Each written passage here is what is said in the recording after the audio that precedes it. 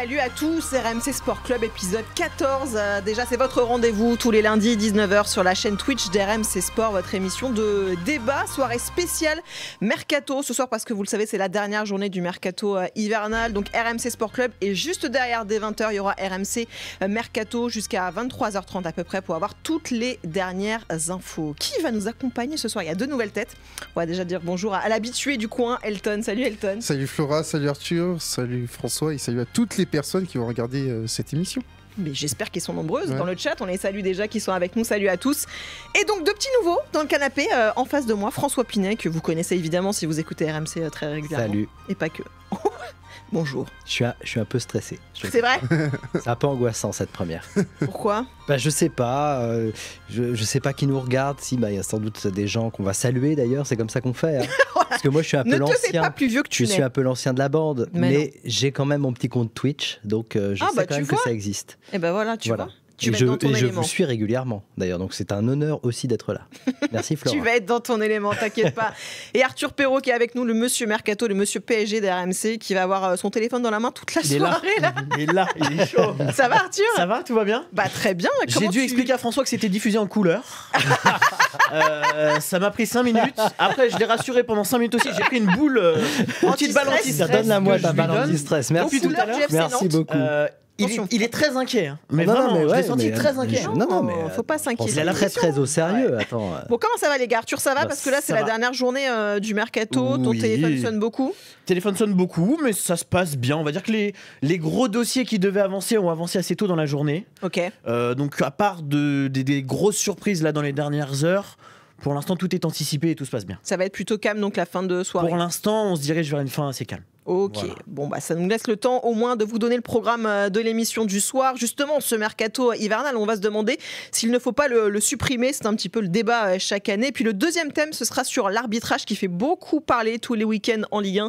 Est-ce que l'arbitrage est le vrai problème du foot français aujourd'hui? Et puis le traditionnel top 5, on va rester dans le thème du mercato. On va demander à tout le monde ici, et à vous aussi dans le chat d'ailleurs, si vous voulez participer avec nous, vos 5 pires recrues de l'histoire du mercato hivernal. Cherchez bien, il y en a qui sont assez obvious. Ouais.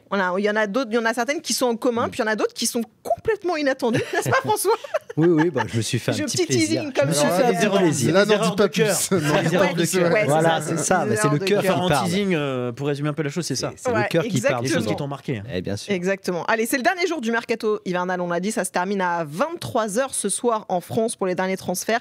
Et chaque année, c'est un petit peu le même débat qui s'ouvre, l'utilité de ce mercato hivernal, situé donc évidemment en plein milieu de la saison, qui peut bousculer les effectifs, mais qui peut aussi permettre à certains joueurs de se relancer et certains clubs surtout de se renforcer avant de vraiment rentrer dans le débat et dans le sujet. Sur le papier déjà, messieurs, est-ce que vous êtes plutôt pour ou contre le mercato hivernal? Arthur? Pour parce que vraiment la définition du mercato hivernal aujourd'hui en France, c'est un mercato d'ajustement. C'est l'adjectif qui revient le plus souvent. Alors d'ajustement plus ou moins mesuré, on va dire. C'est-à-dire qu'on va le voir, hein, il y a des clubs qui vont recruter 1 ou 2 joueurs à des postes très précis. Il y en a d'autres qui vont recruter des joueurs parce qu'il y a eu des blessés de dernière minute et qu'il y a besoin de combler des absences de longue durée. Et il y en a d'autres, et c'est le cas, et on l'a vu encore aujourd'hui, qui ont eu entre-temps un changement d'orientation sportive, de direction sportive, et qui décident de recruter à tout va. C'est le cas du Stade Rennais. On va sans doute en parler aujourd'hui, mais le Stade Rennais qui ce matin s'est réveillé avec 4 joueurs à la porte d'entrée de son centre d'entraînement pour faire des visites médicales et des signatures, c'est totalement improbable, mais ça arrive aussi. Donc pour cet ajustement au sens global du terme, Pour. Ça me paraît être important de maintenir ce mercato hivernal. Il est pour parce que c'est son boulot surtout. Et ce que j'allais dire, c'est que sinon... Non, mais même si demain tu me dis que là, on supprime le mercato plus d'hiver, calme, bah, tu pourras partir en vacances. Je dirais pas non. Mais qu'il soit toujours là, qui permette à ces clubs-là de s'ajuster et qu'on ait, peu importe le championnat, une deuxième partie de saison importante et avec de la concurrence, ça me paraît important. Globalement, quand on est fan de foot, on est tous pour le mercato parce qu'on adore ça. La rubrique mercato, franchement, on adore ça. Je sais pas si c'est moi j'adore regarder le mercato, que ce soit l'été, l'hiver, les recrues, quel club, si on est fan d'un club, on a envie de savoir quelle recrue il va récupérer, quel joueur il va récupérer, on se renseigne, etc. On est un peu excité par cette période-là. Après, je suis d'accord avec Arthur, moi je suis plutôt pour, je trouve que c'est bien pour certains clubs et pour certains joueurs, sauf qu'il a été perverti ces dernières années. Ouais. C'est plus du tout le mercato comme avant. C'est exactement dans le vif du sujet dans lequel on va rentrer, mais Elton, ton avis à toi? Alors déjà d'entrée, je suis minoritaire parce que je suis contre. Alors je sais pas ce qu'en pense Flo. Alors moi, je suis un peu à cheval entre les deux. Tu sais, moi, je suis toujours un peu la Suisse. Exactement. Je vais mettre au parti, mais je suis quand même assez curieuse d'entendre justement tes arguments pour qu'on contrecarrer un petit peu ce qui vient d'être dit. Moi, je suis contre pour plusieurs raisons, parce que déjà, je suis attaché à la sanction sportive, qu'elle soit positive ou négative. Je veux dire, par là, on a eu un exemple récent avec le Manchester City de Pep Guardiola. Pep Guardiola, il y a 2 semaines en conférence de presse, il explique que l'été dernier, il y avait une reconstruction à faire et qu'il a refusé de le faire pour garder entre guillemets ses hommes, et ils l'ont payé par la suite, et qu'en gros maintenant il faut accélérer cette reconstruction.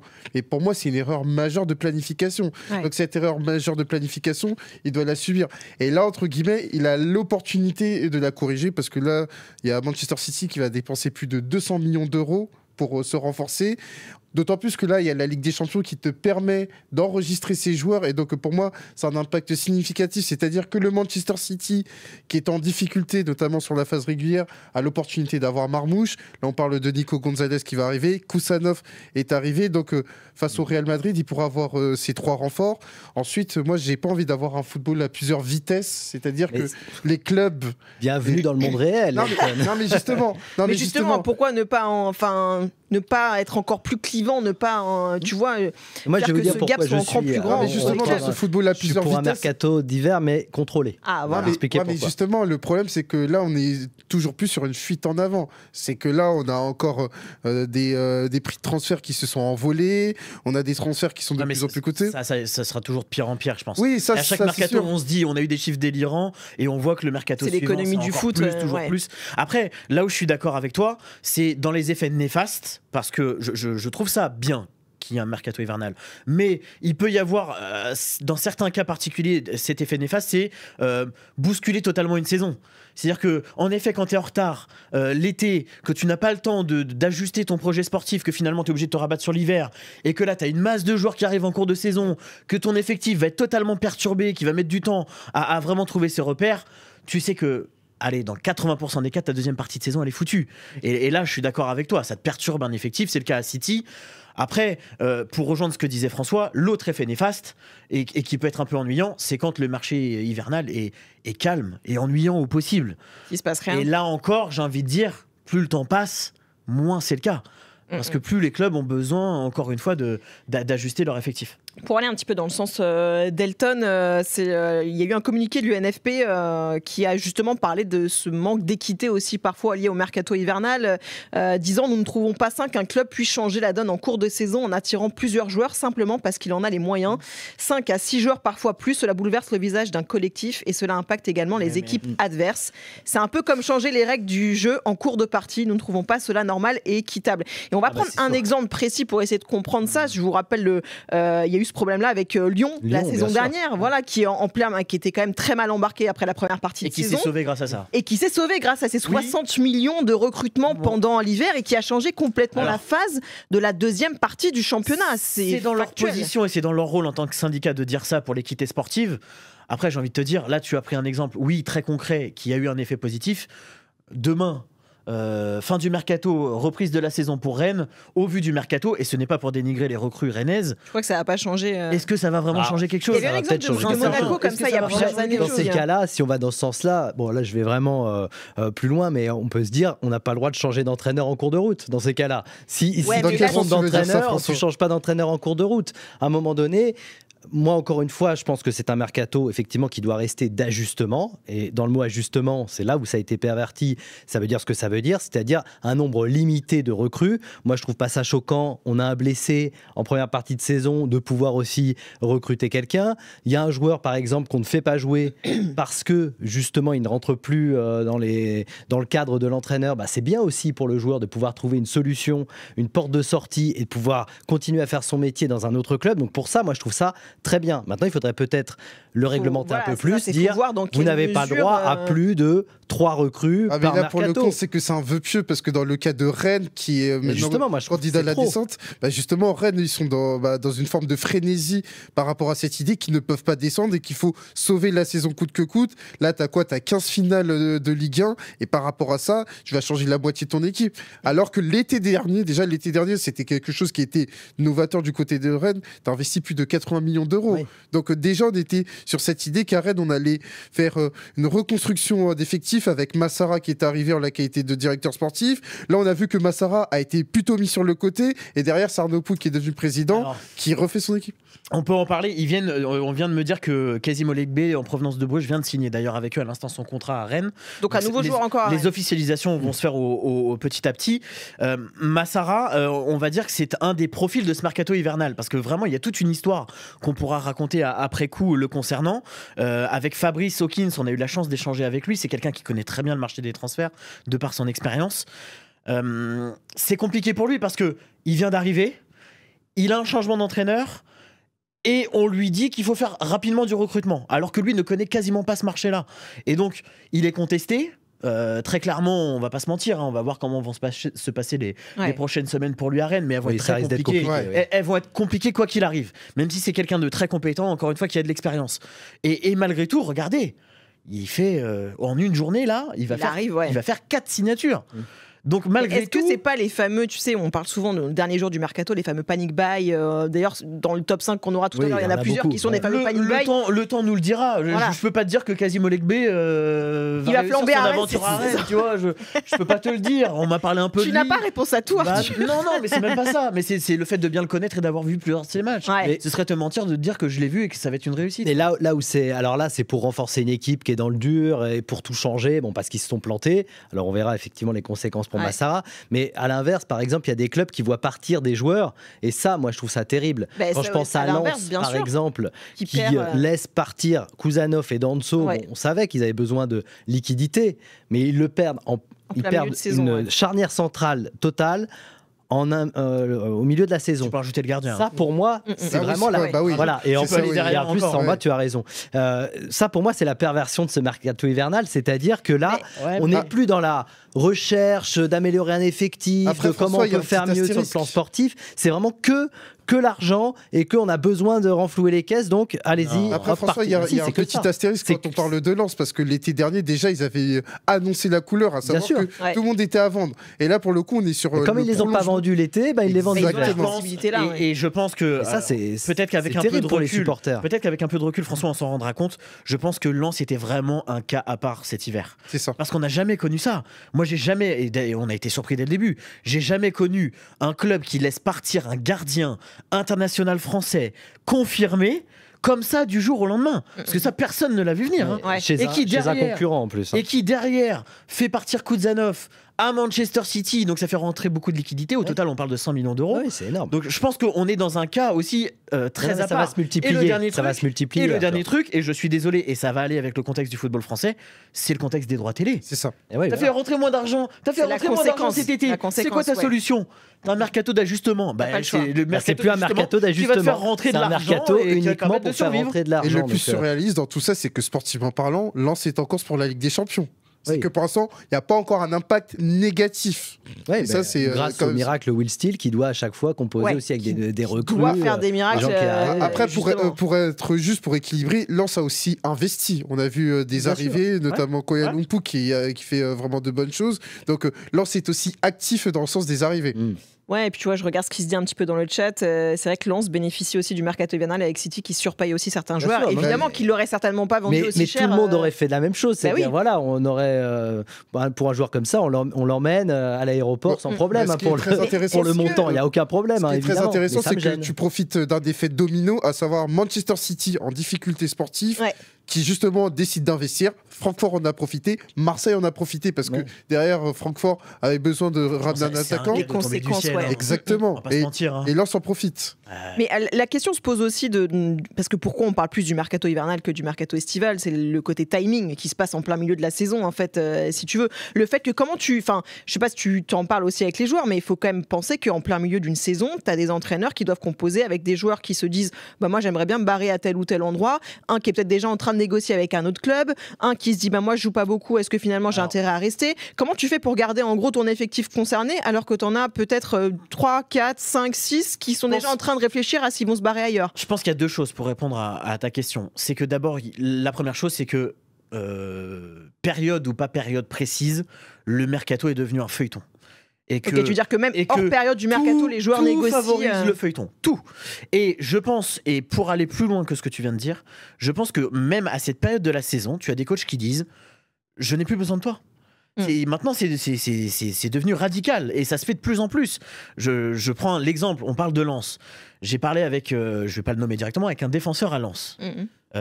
Parler directement avec lui, on lui a fait comprendre très clairement que l'entraîneur ne comptait quasiment plus sur lui. Mais entre-temps, il y a eu un départ dont on vient de parler. Ouais. Donc et aujourd'hui, on a besoin de lui. Pas par un J, le prénom. Si. Et aujourd'hui, non mais c'est fou. Et aujourd'hui, on se rend compte qu'on a besoin de lui. Ouais. Tu vois, j'ai parlé avec lui ce matin. Et donc la vérité d'un jour n'est pas celle du lendemain, et c'est aussi lié au mercato. Tu vois, donc ça change complètement la situation d'un joueur. Ça rentre dans la case feuilleton. Je pense qu'on est totalement là-dedans. Début de mercato, on me l'a fait comprendre. On n'a plus besoin de toi. Il y a un joueur qui est parti. Aujourd'hui, on le fait comprendre. On a de nouveau besoin de toi. Voilà. Ouais, mais c'est ça qui est fou, c'est ce côté. Enfin, je sais pas, moi, je me mets à la place aussi d'un entraîneur qui doit composer avec tout ça. Enfin, je sais pas ce que t'en penses, toi, Elton, mais c'est vrai que c'est quand même. Comment tu fais pour garder tout le monde motivé et tout le monde concerné, quoi? C'est une très bonne question, Chacun Flora. négocie son départ d'un côté et de l'autre. C'est une très bonne question. C'est pour ça que moi, j'ai été partisan de supprimer le mercato hivernal, parce que ça permet de contourner des problèmes. Aussi bien du côté des joueurs, à savoir, on a eu des cas d'école du côté de Marseille, que ce soit Wai, que ce soit Ismaël Koné qui est sur le départ. J'ai oublié Brassier, bien évidemment. À savoir, dès que tu n'arrives pas à t'imposer, on te fait comprendre que tu dois partir rapidement. C'est plus radical qu'avant. Voilà. Le management. Oui, mais alors, justement, ça c'est intéressant. Toi qui es contre le mercato d'hiver, qu'est-ce que tu fais de ce joueur comme Brassier, par exemple, qui ne rentre pas dans les plans de De Zerbi? Il joue pas pendant 6 mois. Si t'es dans la sanction, comme je te suis depuis le début, en gros, c'est le club le garde sur le dos jusqu'à la fin de la saison. Il joue pas. Non, le club. Justement, moi, j'incrimine pas le joueur. J'incrimine justement le club. Ce joueur-là, justement. Justement, le club, à partir du moment où tu as vendu un discours où tu veux t'inscrire dans la durée avec ce joueur. Tu le fais jouer quand même. Non, je le fais jouer, mais enfin, je lui explique qu'en gros, il peut y avoir des difficultés, mais là, on est quand même sur un aspect très radical. On parle de 3 joueurs de moins de 25 ans à qui on leur dit les gars, il faut partir rapidement pour ramener du cash. Ouais.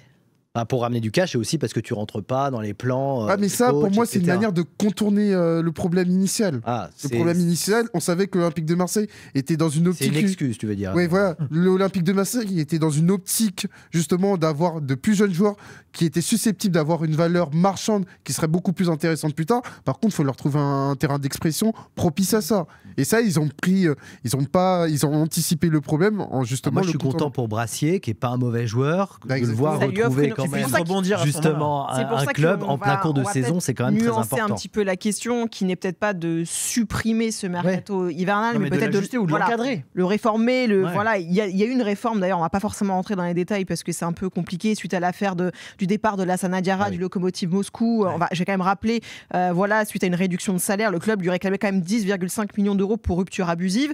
Du coup, à cause de ça, il y avait une situation légèrement floue autour du joueur qui a refroidi des clubs de le recruter, donc il n'a pas trouvé de club par la suite. Finalement, la Cour de justice de l'Union européenne a donné raison aux joueurs et a surtout pointé du doigt certaines règles de la FIFA contraires au droit européen, à la libre circulation des footballeurs pros. Une décision quand même qui a poussé la FIFA à réformer sa réglementation sur le marché des transferts, mais on parle surtout de règles un peu plus administratives qui vont concerner davantage pour protéger les joueurs, éviter les ruptures de contrats abusives, les indemnisations en cas de conflit pourraient grimper aussi pour les clubs, pour éviter qu'il y ait des licenciements en tout va, et puis les transferts internationaux aussi vont être plus contrôlés et donc les délais administratifs plus longs. Ça, c'est un point de vue vraiment administratif, voire même presque juridique, mais concrètement, qu'est-ce qu'on pourrait changer? J'ai vu plusieurs fois dans le chat, ce qu'on a évoqué nous aussi, limiter le nombre de transferts par club. C'est une bonne idée. Voilà, par hiver pour éviter. C'est une bonne idée. Après, comment mettre tout le monde d'accord? C'est ça. Comment mettre tout le monde d'accord? Tu réunis tous les clubs et il y en a un qui va dire moi j'en veux 5, l'autre j'en veux 8, moi j'en veux 10. C'est quelqu'un qui décide. Je ne sais pas. Tu fais un vote? Parce qu'il faut aussi que ce soit. Il faut penser qu'il faut que ce soit au niveau européen, enfin que ce soit homogène au niveau européen. Tu ne peux pas demander à la Ligue 1 de juste. C'est quoi le chiffre juste d'un mercato d'ajustement? C'est sûr que si la Ligue 1 elle a le droit de recruter que 3 joueurs mercato d'hiver et la Première Ligue 6, il va y avoir un problème, oui. Ça c'est sûr. Non, mais il faut que ce soit la même règle pour tout le monde. Uniformiser exactement sur l'ensemble du territoire européen, voire même mondial, si on peut. Et justement, les ligues, elles ont intérêt justement à limiter ça, parce que pour l'attractivité du championnat, c'est bénéfique pour eux. Alors, mais il y a tout un business autour de ça. Exactement. Donc ça, je sais pas si l'intérêt est pour tout le monde pareil. Ce que je veux dire par là, c'est que pour une ligue, d'autant plus que la Ligue 1 a eu des difficultés l'été dernier par rapport aux droits télé, avoir une activité transfert qui est quand même importante, ça peut être bien pour l'attractivité. Ils peuvent le voir comme ça aussi. Et tu veux dire que ça ramène un petit peu de lumière aussi et d'intérêt à un moment. Il suffit qu'une star débarque dans un championnat, t'es content qu'elle débarque. Et des infos d'ailleurs sur ce dossier un petit peu de cette fin de mercato de Bennacer à l'OM, tout ça. Est-ce que ça y est, c'est officiel? Comment on en parle de Bennacer? Ouais. Alors c'est quasiment bouclé. On parle de 12 millions d'euros plus 3 millions de bonus. Il y a un accord entre le Milan AC et l'OM. Voilà, et donc il va arriver à Marseille. Il y a un accord total. Même entre les deux clubs, donc c'est un dossier qu'on peut considérer comme bouclé. Donc c'est un achat. Exactement. Ouais. Pardon, prêt payant. Excuse-moi, prêt payant d'1 million d'euros plus option d'achat de 12 millions. Que je te disais. Ouais, c'est ça aussi qui est. Et tu vois, on parlait du côté business. Les options d'achat sont de plus en plus importantes. C'est ça, oui. Voilà, les montants. C'est vrai que, alors tu vois, on parlait de limiter le nombre de transferts, limiter le nombre de prêts aussi parfois, parce que je crois que c'est Chelsea qui avait explosé le nombre de prêts pendant un mercato hivernal, qui peut permettre de contourner aussi un peu ces sommes, etc. Puis il y a aussi un business dont on n'a pas parlé, mais c'est celui des agents aussi, qui fonctionne à mort pendant ce mercato hivernal. Aussi, ils prennent leur petite commission pendant ces transferts. On va leur dire que pendant l'hiver, ils bossent pas et que, tu vois, c'est compliqué aussi. Bah, écoute, moi je veux bien, mais à un moment donné, ce business-là, c'est aussi, et on va le dire, pour tous ceux qui nous regardent, ils sont peut-être fans de foot, mais les fans de foot, quand même, on le sent bien, ils en ont un peu ras-le-bol qu'on leur parle que de business. Ouais. Enfin, je pense qu'à un moment donné, quand on est fan de foot, on a envie de parler de terrain. Elton, je pense que c'est ce que tu préfères faire. Ok, c'est bien de parler de chiffres, c'est toujours bien, je le disais d'ailleurs au tout début, parce qu'on aime bien effectivement savoir quelle recrue à venir dans notre club. Des fans ça, aussi, oui, ça c'est vrai. Mais tout le côté business, on n'en peut plus. Mais François, ça fait du mal au foot. Je peux vous donner une info là à l'instant? Oui. Tout est bon pour Marco Asensio à Aston Villa. Ça va être officialisé dans. Donc après Marcus Rashford, Marco Asensio, ça va pour Aston Villa en ce moment. Ouais, c'est pas si mal. Vas-y, mais François, on va attaquer les parties difficiles. Je pense que pour une partie, parce que là c'était les parties faciles. Ouais, là c'était simple. Non, mais pour une partie du public, je pense que le feuilleton transfert est un enjeu tout aussi important que les matchs. Elle est là la réalité. Oui, t'as raison. Elle est là la réalité, à savoir comment notre équipe elle va être construite, comment elle va être construite. Moi j'aime bien faire ce jeu, tu sais, de dire bah voilà, si vous avez une recrue à choisir cet hiver pour votre club, ça serait laquelle? Et ben c'est pas mal. Vous faites avec 3 recrues. Alors une seule, ça serait compliqué, mais 3, et ben vous êtes obligé de cibler les postes vraiment. Mais si t'as 5 clubs qui mettent les mêmes vous évitez tout ce qui est panic buy, etc. Vous achetez vraiment quelqu'un de ciblé que vous avez déjà repéré et vous avez travaillé dessus, etc., etc. Ça oblige les clubs à vraiment mieux travailler et pas acheter. Ah bah celui-là il est libre, hop je le prends parce que j'ai l'opportunité de le prendre. C'est une réponse qui est toute trouvée parce qu'on l'a vu avec le PSG au cours du mois d'octobre. Dès que ça allait moins bien, notamment au niveau offensif, on se disait va falloir recruter lors du mercato hivernal. Du côté de l'Olympique de Marseille, Eli Wahi n'est pas bon, va falloir recruter du côté du mercato hivernal. Aujourd'hui, le mercato est une réponse toute trouvée pour solutionner les problèmes, plutôt que d'investir sur les joueurs, leur laisser du temps, de la continuité. Et en ça, le public, ils y participent. Ouais. Après, si vous voulez, on peut parler beaucoup des agents parce que tu as commencé à en parler. Oui, on en parle aussi dans le chat qui veulent garder au maximum le mercato hivernal. Ils se gavent juste sur des affaires souvent juste financières. Alors, il y a quand même eu aujourd'hui, et c'est quelque chose qu'on constate aussi dans les mercato hivernales, beaucoup de deals qui, pour la plupart, ne se sont pas faits, où il y a de plus en plus d'agents et d'intermédiaires. Ouais. Et ça, c'est vraiment un phénomène qui, pour moi, est très inquiétant parce que, au final, ça fait casser des deals. On va dire que c'est comme les montants, ça va crescendo. Ouais. Mais je trouve que sur les mercato hivernales, c'est de plus en plus. il y a quelque chose qui va être officialisé sans doute dans la soirée, je vous en parle maintenant, mais il y a un joueur de Montpellier qui a été très courtisé, où ses agents ont essayé de le placer un peu partout là cet hiver. Cela ne va pas se faire vraisemblablement. Il y a une dernière piste qui est en train d'être étudiée là, à l'instant T du côté de la Turquie, mais ça ne va pas se faire. Pourquoi ? Parce Lui aussi, ça commence par J, son prénom. Oui. Et son nom par C. Oui. Et le souci, champion olympique. Le souci, c'est que dans un deal comme ça, comme celui-là, il y a beaucoup d'agents. Il y a de plus en plus d'intermédiaires et que forcément ça refroidit des clubs. J'ai aussi en tête aujourd'hui, il y a eu un autre deal qui n'est pas encore fait. Je sais que Pierre-Yves Laureau, notre correspondant à Nantes, est dessus. C'est en train de coincer là à l'instant T. Pourquoi ? Parce que les agents demandent, et ils sont plusieurs, demandent une commission importante. Donc c'est juste pour cette raison-là que ça va pas se faire. Donc l'avenir d'un joueur... je dis pas que ça va pas se faire. Je dis que c'est bloqué là à 19h27 parce que les agents demandent des commissions importantes et que ça coince. Donc bon, tout le monde l'a identifié. On parlait juste avant de Joris Chotard. Oui, ça a été facilement trouvé. Oui, il y a un club turc qui était intéressé, mais sauf que c'est un club turc qui était intéressé pour un prêt avec option d'achat et pour l'instant on veut forcément un transfert sec et donc normalement Chotard va rester du côté de Montpellier. Ouais. Mais on va dire qu'il y a ce phénomène-là qui pour moi et on en revient à ces effets néfastes est vraiment est hyper inquiétant. Ouais. Pour les joueurs, en tout cas, c'est vrai que cette présence-là, omniprésence même, omnipotence, ça dépend comment vous voulez en parler, des agents est un vrai problème aujourd'hui dans le foot et ce sera peut-être l'objet d'un prochain débat de RMC Sport Club, fort intéressant effectivement. Salut à tous dans le chat qui nous avez rejoints, merci d'être avec nous les amis. Ils ont vite identifié, je les vois. Ouais, Chotard il est vite sorti. Les premiers paris du soir, messieurs, pour clôturer ce débat avec Sou qui est là. Salut Sou. Salut tout le monde. Bonsoir les nouveaux, ça va? Le siège Manchester City. Ouais, bah ouais. Ah ouais. Tu as raison, assis-toi sur ce Je sais pas si c'est vraiment très respectueux le fait que c'est vrai, ça soit dessus. Paris 100% foot ce soir? C'est ça, allez. On va se régaler. Je vais commencer par un match en Angleterre. Là, il n'y a pas de championnat cette semaine, ça va être la demi-finale retour de la Carabao Cup. Donc je suis parti sur le match d'Arsenal à Newcastle. Je n'ai pas voulu prendre Liverpool... Tottenham parce que je pense qu'il y aura une boucherie de l'autre côté. Là, je suis parti sur un match un peu 50-50, mais sur ce match-là, je vois Arsenal l'emporter parce qu'en ce moment, hier ils nous ont gagné contre City, match référence. Je pense qu'ils ont trouvé la bonne formule, alors que Newcastle, ça va un peu moins bien. Ils sont sur 2 défaites d'affilée à domicile. C'est pour ça que j'ai mis Arsenal. Buteur multichange, j'ai mis Kai Havertz ou Isaac. Isaac, il est aussi en feu, malgré que Newcastle, c'est pas top. Et Havertz, aujourd'hui, c'est l'arme principale des Gunners, avec l'absence de Bukayo Saka. Et j'ai mis plus de 2,5 buts, parce qu'à l'aller, ils ont perdu 0-2. Donc je vois un match complètement débridé, complètement fou, un match anglais, quoi. Ouais, un match de coup. Donc 4,30, c'est une très belle cote. Merci beaucoup, Sou. Allez, à tout à l'heure. À tout à l'heure. But sur coup de pied arrêté d'Arsenal à parier aussi, ça peut être un truc sympa. Ouais. Oh, très fort sur coup de pied arrêté. C'est bon sur les paris. Après, la Carabao Cup, là, ça intéresse encore quelqu'un en Angleterre. En Angleterre, je pose la question. Ça fait mais quand on joue quand même le titre en première ligue. C'est sûr, mais tu regardes depuis 70, ils n'ont pas gagné un trophée. On peut faire jouer l'équipe B ou C. Non, mais Newcastle, on l'avait vu il y a 2 ans quand ils perdent en finale de Carabao Cup contre Manchester, ils étaient dévastés, les gars. T'aimes pas la Coupe de France? C'est l'occasion de remporter un trophée aussi, tu vois. Mais c'est sûr que pour les clubs principaux comme ça, Arsenal ne va pas mettre l'équipe type à ce moment-là. À ce moment-là de la semaine. Les amis, deuxième débat de la soirée. Après le mercato, place à l'arbitrage. On en parle tous les week-ends, évidemment, de ce qui se passe en Ligue 1. Samedi, on a eu droit à une nouvelle illustration du débat qui secoue le foot français. En ce moment, petite image, on est lors du Brest-PSG, un partout entre les deux équipes. Il y a Marquinhos qui cherche Nuno Mendes dans la surface, devant ses pas Chardonnay. Le ballon revient sur Dembélé qui marque. Seul problème, Nuno Mendes est hors jeu au départ de l'action, mais n'est pas signalé parce que les arbitres considèrent qu'il ne fait pas action de jeu. Éric Roy, le coach de Brest, était furieux.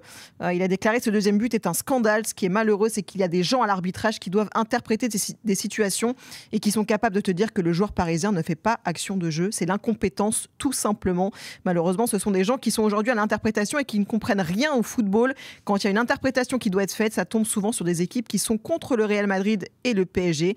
C'est compréhensible, ce sont des institutions très fortes, ce qui fait qu'ils ont peut-être une interprétation favorable.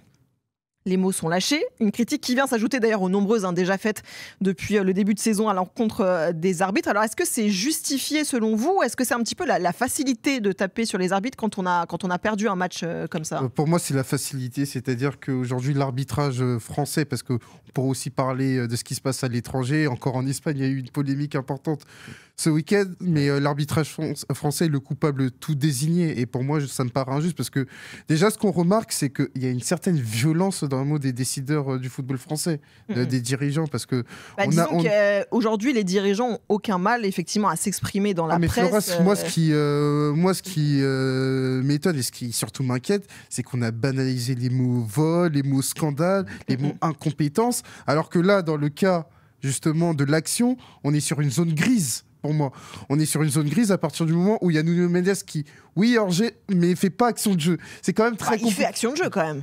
Le ballon, il est pour lui. Enfin, tu vois ce que je veux dire. Il touche pas le ballon, donc c'est pour ça qu'on est sur une zone grise. Oui, mais le ballon est à destination de. Ça reste de l'interprétation. Ça reste de l'interprétation. C'est pas comme si c'était. Parce qu'il y a beaucoup quand même de cas comme ça. Moi, ma conviction, c'était qu'il y avait hors-jeu au départ, et sûrement pour moi, si ça tenait qu'à moi, je l'aurais annulé. Mais à partir du moment où on est sur de l'interprétation, on est sur une forme de zone grise. Donc parler d'incompétence sur une situation qui est difficile à juger, moi, ça me paraît très excessif. Ça n'enlève rien à Eric Roy, qui est pour moi un entraîneur qui fait un travail extraordinaire du côté de Brest. Je peux comprendre qu'il ait du ressentiment, mais de là à parler d'incompétence, pour moi, ça me paraît un peu excessif. Ouais. C'est insupportable, tous ces présidents, entraîneurs, joueurs qui... directeurs sportifs. Oui, directeurs sportifs, parfois qui rentrent même sur le terrain, bref, qui montrent une image quand même désastreuse pour les plus jeunes. Je peux raconter une petite histoire ? Bien sûr. Vas-y, on est là pour ça. J'ai très peur. Moi, j'ai voulu être arbitre parce que j'étais nul au foot. Bah oui, j'ai voulu être arbitre. C'est-à-dire que tous ceux qui sont arbitres étaient nuls au foot ? Des fois, c'est une petite voix. Mais pas le niveau 2, quoi. D'accord. Bref, donc c'était il y a 25 ans de cette histoire, ça remonte quand même, j'avais une vingtaine d'années, et je me suis dit, tiens, je veux savoir comment on fait pour être arbitre. J'ai assisté à une réunion, justement, pour les futurs arbitres. La seule chose dont on nous a parlé, c'est de la violence dans les stades, nous mettre en garde sur ça. Est-ce que vous êtes sûr que vous voulez être arbitre ? Parce que c'est très difficile. Vous allez être avec des gamins qui ont la même taille que vous, voire le même âge. Il va falloir les gérer, il va falloir être fort, il va falloir donner les décisions très parfois, et on nous racontait qu'effectivement, et vous le savez tous, on est coursé, que ce soit par les gamins ou par les parents. Il y a des insultes qui fusent. Il faut être très costaud. Moi, on m'a dit ça, j'ai dit ok, très bien, j'ai compris, au revoir, je ne ferai jamais ça. Donc tout ça pour vous dire que ces arbitres-là, c'est pas pour prendre leur défense. Des fois, ils sont pas bons pendant un match, mais comme un joueur, il a le droit de pas être pas bon. Et ça, il faut le dire d'ailleurs. Il est pas bon, il a une mauvaise note. Ok, très bien. Ils ont des problèmes effectivement où ils ne savent pas discuter peut-être. Moi, je suis pour les micros, ça, on en parlera peut-être, ça va aider évidemment. Mais globalement, je trouve que l'image qui est renvoyée en tapant toujours sur les arbitres, et ce que fait Eric Roy de la même manière en disant qu'ils sont incompétents, c'est les mettre tous déjà dans le même sac et dire en gros, le week-end sur les terrains amateurs, vous pouvez insulter l'arbitre tant que vous voulez. Je trouve qu'ils ont une responsabilité et que c'est grave. Donc moi, j'en ai marre d'entendre ça et je trouve qu'ils n'ont pas à montrer cette image-là. Le pire, c'est que pour moi, on est sur une étape supplémentaire, c'est-à-dire que dans l'arbitrage français et même dans l'environnement du football français, on ne critique plus les arbitres pour ce qu'ils sifflent, on les critique pour ce qu'ils ne sifflent pas. Et ça me paraît être quelque chose qui est quand même très inquiétant parce que là, on ne peut pas être jugé parti quand on est dirigeant. Je veux dire, au-delà de la sanction qui pour moi était excessive sur Benassia, mais le simple fait... Bien sûr, la sanction est excessive, je suis d'accord avec toi là-dessus. Mais le simple fait qu'après le but de Luis Enrique, sa première réaction spontanément, ce soit d'expliquer que 10 minutes avant, il y avait un penalty, pour moi, c'est excessif. De la même manière que Olivier Létang, qui arrive rester à sa place. Il faut voir les personnes que tu cites, c'est des personnes qui ont un sacré caractère aussi. Oui, non, mais de la même manière, Olivier Létang qui arrive et qui explique qu'en gros, au 4e arbitre, oui, il y a 20 secondes en trop par rapport au temps additionnel, alors que là, on est sur une situation où l'Olympique de Marseille est sur une situation d'attaque. Pour moi, ça me paraît être excessif. Arthur. Je vais essayer de prendre le contre-pied de ce que vous venez de dire. Je suis amplement d'accord, et ça a été le débat il y a une semaine, je crois, une semaine ou deux, sur la présence des directeurs sportifs, des entraîneurs sur le bord du terrain, ou sur le banc de touche pour certains, pour parler de certains présidents. C'est pas normal. C'est pas normal, c'est insupportable. Au PSG, je suis le PSG tous les jours. Voir Luis Campos attendre à la sortie du tunnel, à la fin de chaque match, dès le coup l'arbitre. sifflet, soit pour venir serrer la main quand ça se passe bien auprès de l'arbitre. J'ai vu qu'il a fait ça sur le dernier match à Brest. Soit pour venir tout de suite contester et crier. Mettre une certaine pression. C'est pas normal. Ouais. Mais j'ai envie de vous dire, quand est-ce que les directeurs sportifs, les joueurs, les présidents peuvent échanger avec eux? Il n'y a aucun moment où ils peuvent échanger avec eux. C'est pas possible. C'est pas possible. Quand tu viens les voir vite fait au début du match dans leur bureau alors qu'ils sont en train de signer le feuille de match et tout ça, c'est impossible de leur parler. C'est impossible. Tout le monde, tous les acteurs te le diront. Mais ils n'ont pas parlé à un arbitre avant un match, excuse-moi. Quand tu es sanctionné, non, c'est pas ça que je te dis. C'est pas discuter avec. C'est de temps en temps se faire un point sur un changement de règlement comme c'est le cas hier soir à Marseille sur maintenant le ballon tous les ans. Ça pour le coup, ça c'est vrai. Tous les ans, Arthur, tu le sais, les arbitres font un point dans les clubs et à chaque fois ils leur expliquent le règlement. Les règlements qui ont changé, en début d'année. En début d'année. En début d'année. Bah oui. Il y a un problème en première partie de saison, tu fais comment? Non, il n'y a pas de dialogue. Il y a même des clubs qui prennent des arbitres maintenant. Tu ne peux pas. Qu'est-ce qui t'empêche de faire un point en début de saison, de faire un point 2 mois après, de faire un point mi-saison Est-ce que ça changerait les choses, franchement? Sincèrement, je pense que oui. Parce qu'il y aurait plus de dialogue. Et dernière chose, et ça, on n'en a plus reparlé depuis un moment, c'est oui, les joueurs sont sanctionnés quand ils font des erreurs. Les arbitres. Qu'est-ce qui leur arrive quand ils font des erreurs? Il y a un classement des arbitres. Oui, il y a toujours ces histoires de notes. Il y a toujours ces histoires de notes de classement. Là, je sais mais qu'est-ce qui se passe? Ça c'est vrai. Tu ne vois plus cette sanction, et je pense que c'est bien parce que tu sanctionnes les joueurs, tu sanctionnes les directeurs sportifs, je suis tout à fait tu sanctionnes les présidents quand ils font une erreur, ils sont suspendus, tu les vois pas, certains ils finissent en équipe réserve. Ok, mais tu vois maintenant des arbitres quand ils font une erreur aller terminer à arbitrer un match de Coupe de France ou de National 2 ou National 3. Ça ne se fait plus. Là-dessus, je suis d'accord. Je pense qu'il y a un manque de transparence très clairement dans l'arbitrage. Ça, c'est un gros problème. Il faut évoquer. On parle des problèmes d'arbitrage qui existent aujourd'hui en France, mais comme tu le disais d'ailleurs dans d'autres championnats aussi, c'est pas spécifique à la Ligue 1, mais quelle solution aussi il faut trouver par rapport à ça? Tu parlais de communication, tu évoquais les micros. Mais les micros, c'est génial, moi je trouve. Les arbitres devaient être équipés. Mais oui, mais c'est ce que j'allais te dire. Les micros, ça fait 5 ans et ça fait 5 ans qu'on nous dit qu'il n'y a pas d'argent. Vous pensez que l'année prochaine il y aura de l'argent? Il y aura moins de droits télé, il n'y aura pas d'argent. Ça doit être une priorité. Ça doit être une priorité. Mais je sais. Ça doit être une priorité. L'argent, tu peux le choisir pour le. On les appelle. Hier soir, ils ont justifié l'histoire du changement de règlement avec le genou et les mains et la main de Rabiot. On peut les appeler pour leur demander si quelque chose va changer avec l'histoire d'argent pour les micros. Mais ils sont un peu gros ceux-là. Tu vois que font justement les instances du foot français aujourd'hui pour régler ce genre de problème. Donc à part sanctionner un tel parce qu'il a parlé mal de l'arbitre, à part machin, derrière il n'y a pas de suivi. Les arbitres doivent plus parler. Moi je pense qu'à chaque fin de match il devrait y avoir une communication des arbitres pour expliquer. Il y en a une au micro du diffuseur maintenant. Je ne sais pas si tu as remarqué, très souvent les arbitres viennent expliquer systématique. Au micro du diffuseur. Pourquoi pas une conférence de presse? Il y a la conférence de presse des entraîneurs, pourquoi pas la conférence de presse de l'arbitre? Quand il se passe quelque chose, quand il y a quelque chose. Mais non, tout le temps comme ça. Quand il se passe rien, on va pas leur demander de venir aussi. Comme ça, on peut le féliciter. On peut lui dire bravo, tu as bien travaillé. Et ils ont besoin aussi de. Ce qu'il faudrait uniformiser, c'est en effet, et souvent les diffuseurs le demandent. Alors parfois on leur répond oui, parfois on leur répond non. C'est quand il y a un cas litigieux important qui influence le scénario du match que là, l'arbitre, que ce soit de façon positive ou négative, vienne s'expliquer sur sa décision. Vienne s'expliquer, qu'on ait aussi les échanges avec la VAR, parce qu'on y comprend pas grand-chose, qui appelle l'arbitre, comment ça se passe, etc. Ça, pour les cas avoir litigieux. Accès aux échanges entre l'arbitre de terrain et les arbitres qui sont pour les cas litigieux, ça pourrait être intéressant. Moi, je me souviens d'un reportage sur un des diffuseurs, justement, où c'était Monsieur Pignard, que l'on suivait, que pas forcément. D'ailleurs, il a été dans l'actualité ce week-end. Il n'a pas fait un grand match. Et d'ailleurs, voilà, il n'a pas fait un grand match, il faut le dire. Il n'a pas fait un grand match, il s'est raté, comme un joueur peut se rater, et peut-être qu'il faudrait effectivement qu'il n'arbitre pas la semaine prochaine. Non, mais pas à ce point-là. Après, c'est dur quand même. Mais qu'on lui donne, je pense que c'est comme un diffuseur. Il y a des matchs premium, des matchs argent. En tout cas, moi je me souviens d'un reportage où on le suivait avant son match, dans la préparation, donc on sentait quand même qu'il connaissait tous les joueurs par cœur. C'est la moindre des choses, vous allez me dire, c'est son travail. Mais voilà, qu'il savait comment les équipes allaient jouer, ce qu'il fallait surveiller justement. Telle équipe fait beaucoup de centres, il faudra être vigilant là-dessus. Et pendant le match, on l'entendait et on avait l'impression que les joueurs, ils comprenaient ce qu'il disait, alors ils se calmaient, etc. Voilà. C'est pas le dialogue sur le terrain, c'est les décisions. Ah oui, mais ça fait du bien d'entendre ça, justement. Qu'il y a un dialogue sur le terrain. Parce que souvent, dialogue, il est respectueux. Mais souvent, on dit les arbitres, ils savent pas dialoguer, c'est des petits cow-boys, c'est des petits shérifs. Sur le terrain, enfin, tu vois. Peut-être que ça changerait la vision qu'on a de l'arbitre. Le seul problème, c'est les décisions. Oui, mais il y a eu cette notion de il y a juste le capitaine qui a le droit de parler à l'arbitre, etc. Oui, aussi, dans le nouveau règlement. Ça n'empêche pas non plus des attroupements autour de l'arbitre. C'est quand même compliqué de discuter quand tu as, 5-6 mecs qui viennent autour de toi pour avoir une explication. Ce règlement-là, c'est plutôt la FIFA et l'UEFA qui sont assez bornés. On se souvient pendant l'Euro où c'était quelque chose vraiment de très cadré. Et là, les arbitres avaient eu un rappel à l'ordre, d'ailleurs, avant le début de la compétition pour leur dire faites gaffe à ça. Ouais. Mais en Ligue 1, on n'en est pas encore arrivé à ce point-là, encore heureusement. Mais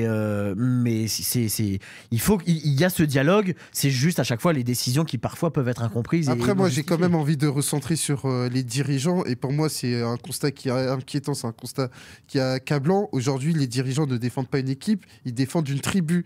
Moi, il y a un mot qui me fait énormément rigoler, c'est quand ils arrivent et ils disent on n'est pas respecté.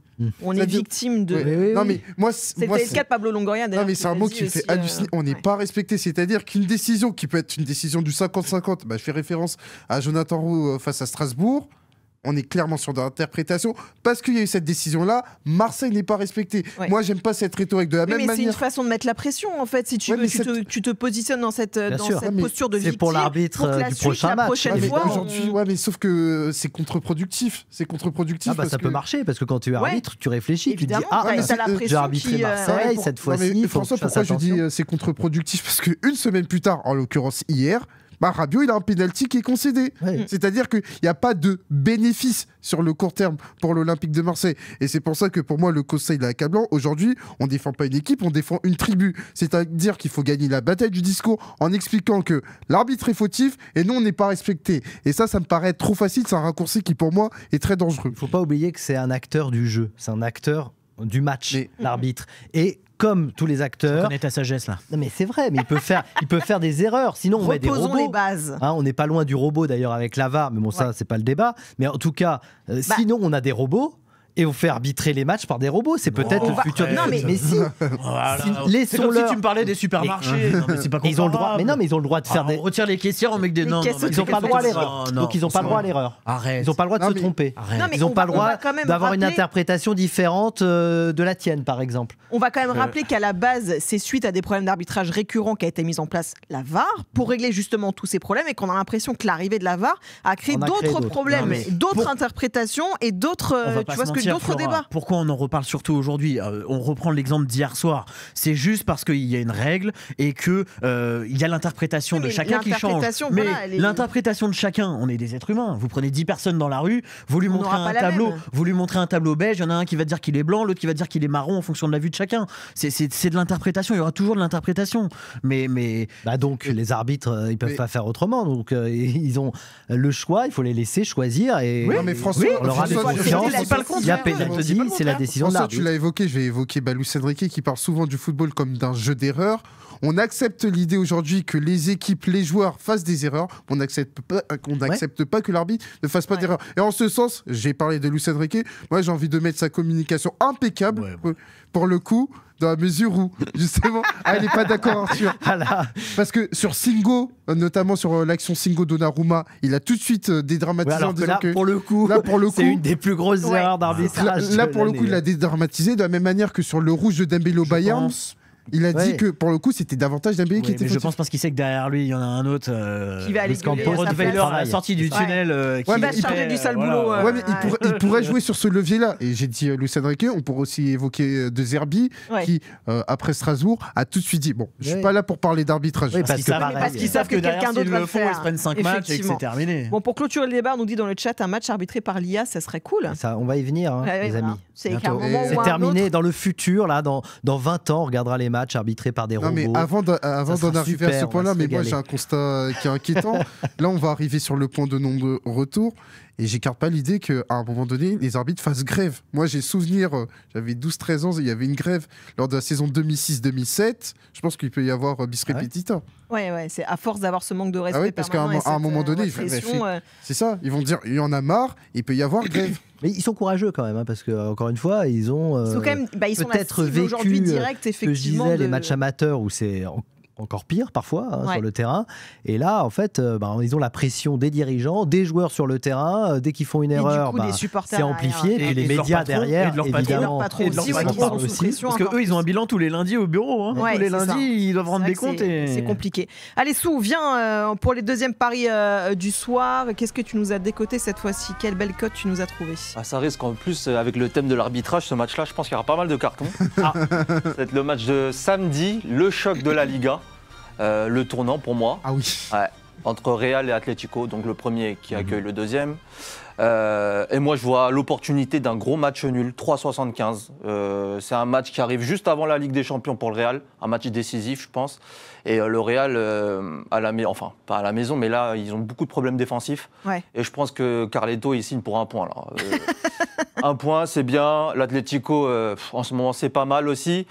Et je les vois pas perdre, en fait. Donc, pour moi... 3,75, c'est pas mal. Très belle cote. Ok. Eh ben on prend. Merci beaucoup Sou, on te retrouve en fin d'émission pour les derniers paris. C'est l'heure du top 5. Je vous réserve, messieurs, parce que c'est vos premiers top 5. On va commencer avec celui d'Elton.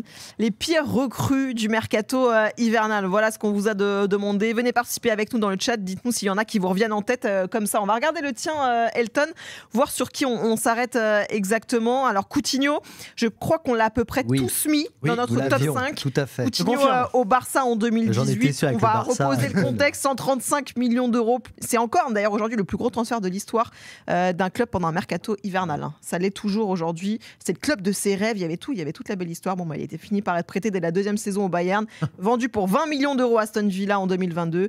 Voilà, c'est assez triste, il y a eu beaucoup de blessures aussi. Torres, je crois que je l'ai mis aussi. Alors, sur lequel tu as envie de t'arrêter, toi, particulièrement? Moi, j'ai envie de m'arrêter déjà sur Coutinho.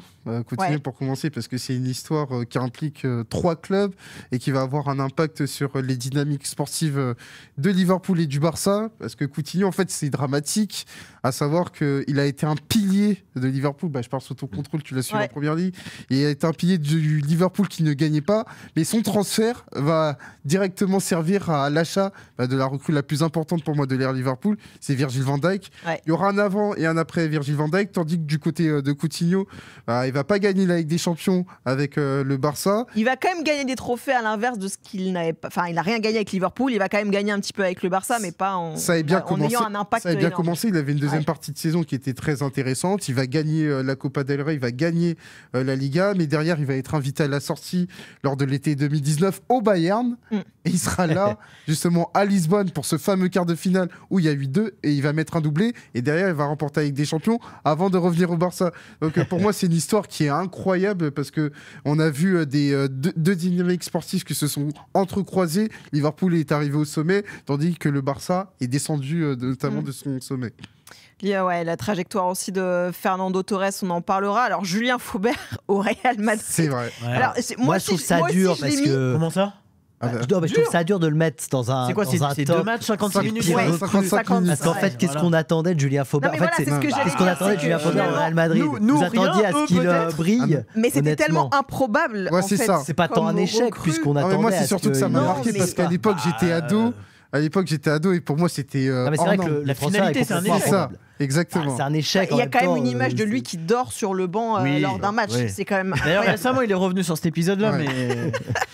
Bon, du coup, on va passer Julien Faubert. Allez, Patrice Evra, tu nous as mis à l'heure. Patrice Evra, parce que pour le coup, c'est un transfert qui est catastrophique. Parce que à l'époque où Patrice Evra arrive dans l'OM Champions Project, il faut quand même l'évoquer. C'est l'une des premières recrues. Il arrive en la qualité de vice-champion d'Europe, capitaine de l'équipe de France. Autant dire qu'il sort de la Juve. On se dit, Patrice Evra, il va avoir un impact du côté de l'Olympique de Marseille. Sauf que ça ne se passe pas très bien. Il y a le match contre le PSG où ils en prennent 5. Il n'est pas bon. Il y a aussi le match contre Monaco où il y a 6-1. Le match contre Rennes où il y a 3-1. Et enfin... il y a ce fameux high kick avant le match contre Guimarães qui fait que le transfert de Patrice Evra est un échec. Arthur, on va voir le tien maintenant de top 5. On va enchaîner. On vous rappelle qu'il y a RMC Mercato juste derrière nous pour toute la soirée, pour toutes les infos Mercato. Le tien, qu'est-ce que tu nous as mis en numéro 1? Julien Faubert qui est là, donc on va pas en reparler. Coutinho aussi. Sur quoi on va s'arrêter? Allez, peut-être cet épisode Everton Sousa au PSG, parce que ça reste quand même pour les pour les plus jeunes qui ont découvert le PSG avec l'Air Qatari, il faut que tu nous racontes quand même cet épisode. On va reprendre les dates parce que je m'en souviens plus, je les ai plus précisément en tête. C'est hiver 2008. Ouais, c'est ça, 2008, où où les deux arrivent ensemble au PSG. C'est un package.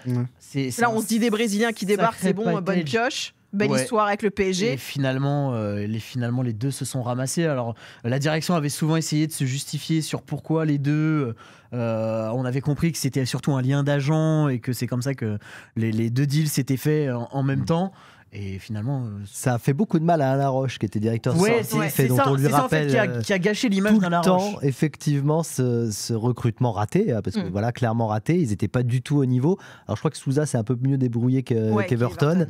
Voilà, mais il fallait lui laisser un peu plus de temps. Il était un peu plus âgé. Everton, quand il est arrivé, je crois que c'est lui qui déclare je joue un peu comme Robinho. Exactement. Voilà.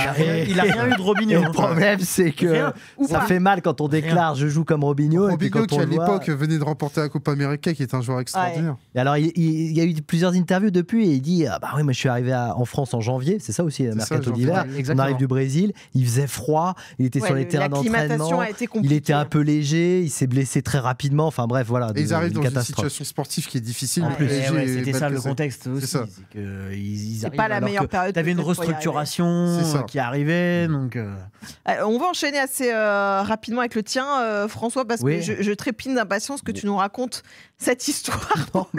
Celui qui est 5e de ton top, vraiment, parce que pour les supporters autres que ceux de Metz, il faut que tu nous racontes. Ah oui. Ben Youssef, ça vous dit rien? Ah non. Non. Alors c'était à Metz. Alors la date, je crois que c'est 2015, mais il faut que je vérifie. Je me souviens plus. Metz c'est dans une situation assez compliquée en Ligue 1, donc joue pour la relégation, des difficultés pour marquer des buts. Et cet attaquant arrive, donc là c'est vraiment le cœur qui parle. Moi je regarde ses stats. Meilleur joueur du championnat tunisien quand il arrive, il joue à Sfax. Il avait marqué pas mal de buts lors de la première partie de saison. International tunisien, jeune, qui était convoité par d'autres clubs en Europe. Je me dis, mais alors là, on a une pépite, là, bravo. Bravo, le FC Metz. Il suffisait de savoir magnifique. Si je dis pas de bêtises, il fait demi-finale cet été-là, lors de la CAN. Ouais, peut-être, c'est possible. Mais en tout cas, il fait une bonne CAN. Tu as raison. Ça, voilà. Et donc, on le prend et on se dit, bon, bah voilà, avec lui, on va se sauver. Et au final, 6 matchs, blessé, pas du tout capable de s'intégrer à l'effectif. Un échec, c'est un des plus gros échecs du mercato hivernal pour le Football Club de Metz, parce qu'on en attendait beaucoup. Et c'est toujours comme ça. C'est pour ça que, en général, quand il y a un échec pour un supporter, c'est à chaque fois parce que la recrue, on se dit que ça y est, quoi, il va nous apporter énormément. Et lui, malheureusement, ça a été un échec total. Il est resté 6 mois, il est reparti, alors que le club misait beaucoup sur lui. Voilà, c'est Fakhreddine Ben Youssef, Nakata aussi, qui ensuite, je crois, a réussi. On valide Nakata dans le chat. Le ballon dans la neige, on dit. C'est surtout cette image qui est restée dans l'histoire de la Ligue 1. Avec un match. C'est Troussier, donc il le connaît bien puisqu'il entraînait le Japon, qui le fait venir. Il n'y avait pas beaucoup de Japonais à l'époque dans le championnat de France. Maintenant, il y en a beaucoup. Et Koji Nakata, donc c'était un peu le côté exotique à l'époque. Aujourd'hui, ça l'est moins. Et on se dit, tiens, premier match dans la neige. Et la passe fantôme, il tape pas dans la balle. Regardez ça sur YouTube, c'est formidable. Si vous l'avez pas vu, c'est en boucle. Moi, je l'ai regardé en boucle. J'avais les larmes aux yeux quand je regardais, mais je l'ai vu en direct. J'avais les larmes aux yeux de rire de ce pauvre garçon. Ça l'a poursuivi après tout au long de sa carrière et notamment à Marseille, ça n'a pas été. Allez, on va terminer, messieurs, avec mon top 5. Je crois qu'il n'y a rien d'extravagant par rapport à vous tous. Il y a un homme que j'ai mis que vous n'avez pas mis, je crois, c'est Alexis Sanchez quand il débarque à Manchester United. Gros flop quand même. Andy Carroll aussi à Liverpool qui arrive quand même pour remplacer Fernando Torres. Il a quand même été recruté 41 millions d'euros alors que sa valeur marchande du moment était de 2 millions. C'est quand même. Mais Flora, c'est fou de se dire que lors de ce mercato, Carroll coûte parce qu'il arrive avec Luis Suarez. Exactement. Il arrive de Newcastle, c'est ça? C'est ça.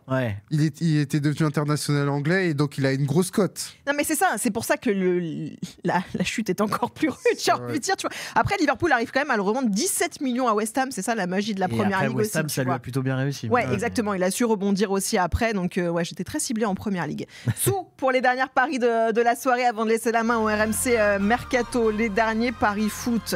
Qu'est-ce que tu nous as dégoté? Alors, c'est un match de Coupe de France. donc, qui va jouer mercredi. C'est le match Strasbourg-Angers. Ok. Donc moi je vois les Alsaciens l'emporter sur leur terrain parce qu'ils sont meilleurs intrinsèquement. Et ils ont une belle histoire avec la Coupe de France, ils sont déjà vainqueurs 3 fois. Angers, ils n'ont pas de passif. Et pour moi, là, le retour des mégas, il fait beaucoup de bien pour Strasbourg. 1,78 à la maison, je pense que c'est une très belle cote. Ouais, c'est pas mal. Ouais. Spécialiste de la Coupe de France, là. Bah non, mais Strasbourg évidemment favori. Ouais, après, moi, non, j'aime beaucoup la Coupe de France. J'adore. Il a refusé de le dire quand on a fait ce débat. Il voulait pas de la carte. Mais n'importe quoi. De quelle image tu renvoies? Non, c'est ce que t'as dit. Mais non, mais après, la Coupe de France, moi, j'ai un peu peur parce que je sais jamais quelle équipe ils vont faire jouer. Je sais pas s'il va faire jouer les titulaires, les remplaçants. Demande à Luis Enrique. Voilà. Bah oui, notamment. Moi, je les vois au moins passer un tour. Ce tour-là. Ouais, a là, c'est priori, très on prend pas. abordable. Voilà, c'est ça. Angers, ça progresse. Merci beaucoup, Sou. Merci. On va accueillir Jérôme Sillon qui va arriver juste derrière avec RMC Mercato et toute l'équipe. Il nous pique le plateau, en fait. C'est comme ça que ça se passe. Salut les amis, comment ça va? Il va arriver. Vous avez passé une bonne émission? Oui. Très bien. Mais toi, tu es là pour toute la soirée, a priori. Et oui, on est là jusqu'à 23h30. Effectivement, on va vous faire vivre la fin du Mercato en direct sur la chaîne Twitch d'RMC Sport et en live également sur la chaîne YouTube. Pardon? T'es payé un peu plus cher quand même si tu restes. Vraiment. Prime d'astreinte, prime de fidélité. Ah oui, j'ai comme chez les joueurs, tu sais, dans les si seulement c'était si simple. J'espère pour toi. Ouais, c'est formidable. Du coup, c'est quoi le programme? Il y aura à peu près tout le monde. Est-ce que Arthur Perrault va rester un petit peu ou pas? Arthur va venir nous faire des petits coucous de temps en temps. Obligé de venir le revoir quand même. Fabrice Hawkins va venir nous donner toutes les informations. On va évidemment parler du gros coup qui est en train de se réaliser à l'Olympique de Marseille. C'est l'arrivée d'Ismaël Benasser, le milieu de terrain algérien du Milan. Et puis, on fera le tour de tous les clubs européens, français. Et puis, on verra également quels sont les clubs, les challengers, les outsiders, Lens et Rennes qui ont beaucoup bougé. Et puis, la lutte pour le maintien aussi. Il a fallu se séparer de certains, d'un entraîneur, recruter des joueurs. Donc, on a beaucoup de choses à vous raconter. On aura des invités, des joueurs libres aussi qui cherchent un club, qui viendront nous faire un petit coucou. Puis, on parlera d'un club qui n'a pas bougé durant ce mercato. Donc restez connectés évidemment. Waouh. On cherche. Tout le monde cherche. Voilà. Vous avez quelques minutes pour chercher. Et puis Jérôme Sillon va vous donner la réponse dans quelques instants. Merci à tous. Merci les amis dans le chat pour votre présence. Il y avait du monde ce soir avec nous d'avoir participé. Merci les gars, c'était top de vous avoir avec bientôt. À la prochaine. On reviendra. Avec plaisir. Vous avez bien dit la première. François est moins inquiet là maintenant. Ça y est, je suis détendu. Il est là, c'est bon. Allez, restez bien avec nous. RMC Mercato arrive tout de suite pour la fin de la soirée. Ciao.